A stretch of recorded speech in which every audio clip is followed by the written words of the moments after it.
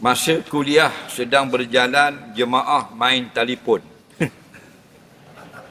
Apakah hukumnya? Hukumnya tengok kepada jemaah yang main telefon itu.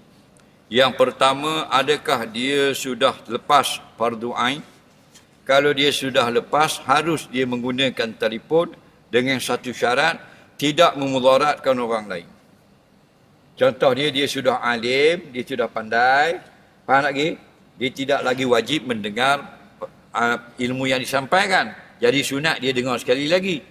Dia sudah alim, dia boleh menggunakan apa benda ni, telefon dengan syarat tidak memudaratkan orang lain.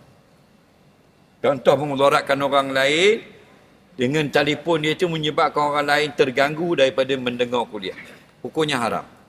Walaupun dia alim besar. Kerana Nabi kata la darara wala dirara. Tak boleh memudaratkan orang lain. Datang satu kaedah dalam mazhab Syafi'i, ad-dararu yuzalu. Kalau ada mudarat, hendaklah hilangkan.